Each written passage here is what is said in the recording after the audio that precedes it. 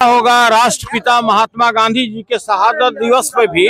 जिस तरह गोडसे के लिए माननीय मुख्यमंत्री जी थपड़ी बजा रहे थे, आपको उसी दिन समझ लेना चाहिए था कि अब माननीय मुख्यमंत्री जी की मानसिक स्थिति कैसी है। आपको अविलंब उनको अपने मान सम्मान को बचाने के लिए कि अब मेरी मानसिक स्थिति ऐसी नहीं है कि अब हम कहीं भी किसी जगह पर सार्वजनिक स्थल पर जा सके, उनको स्वेच्छा से अपने पद से इस्तीफा दे देना चाहिए। बिहार के लोगों के लिए दुर्भाग्य है जिस राज्य का, जिस देश का मुखिया अचेत अवस्था में हो, उस जनता की, उस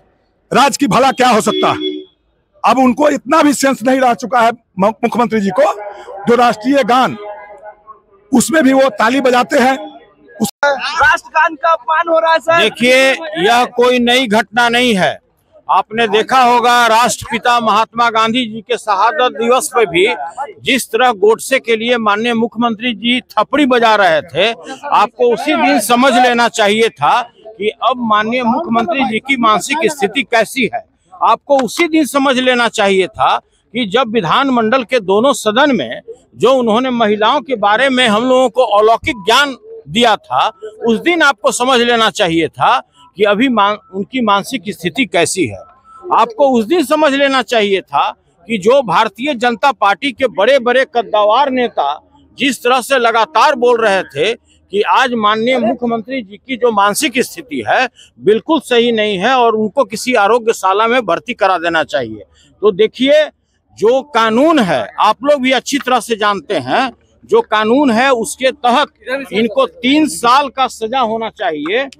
जिसमें स्पष्ट लिखा हुआ है कि prevention of singing of Indian national anthem, और इसमें स्पष्ट दिया हुआ है कि कोई भी व्यक्ति whoever intentionally prevent the singing of the Indian national anthem or causes disturbance to any assembly engaged in the such singing shall be punished with the imprisonment for a term which may extend to 3 years और with fine और with both। Clear है ये कानून में, ये कानून हमारे हाथ में है। तो भाई इसके तहत कोई भी आम व्यक्ति हो या खास व्यक्ति हो, कोई मंत्री हो या संतरी हो, मुख्यमंत्री हो या कोई अदना सा व्यक्ति हो, अगर हमारे राष्ट्रीय गान का कोई अगर अपमान करता है, अगर उसका कोई अपमानित करने का काम करता है, तो पूरे देश में कानून एक है, संविधान एक है, उसके तहत उनके ऊपर में कार्रवाई होना चाहिए और अविलंब उनको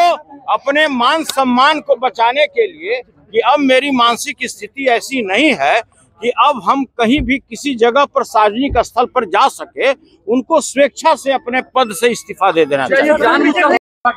देखिए, देशभक्त रहते, देखिए नीतीश कुमार जी अब अचेत अवस्था में हो चुके हैं। उनकी पूरी तरह सूझबूझ, चलने का, बोलने का, रहने का ढंग खत्म हो चुका है। यह बिहार की जनता के लिए, बिहार के लोगों के लिए दुर्भाग्य है जिस राज्य का, जिस देश का मुखिया अचेत अवस्था में हो, उस जनता की, उस राज्य की भला क्या हो सकता है। अब उनको इतना भी सेंस नहीं रह चुका है मुख्यमंत्री जी को, जो राष्ट्रीय गान उसमें भी वो ताली बजाते हैं, उसका सम्मान नहीं करते हैं। आज कार्य स्थगन प्रस्ताव के माध्यम से हम लोग के नेता आदरणीय तेजस्वी प्रसाद यादव जी सदन में बहस कराने के लिए कहे, लेकिन सदन में बहस कराना भी जरूरत नहीं समझा, क्योंकि बिहार ही नहीं देश के लिए यह देशद्रोही मुकदमा 51A के तहत बिहार के मुख्यमंत्री पर मुकदमा चलनी चाहिए। लोग कह रहे हैं कि आप लोग कल्पना भी नहीं कर सकते कि नीतीश ने कितना विकास कर दिया बिहार में। नीतीश जी यही विकास किए हैं, तो जेडीयू के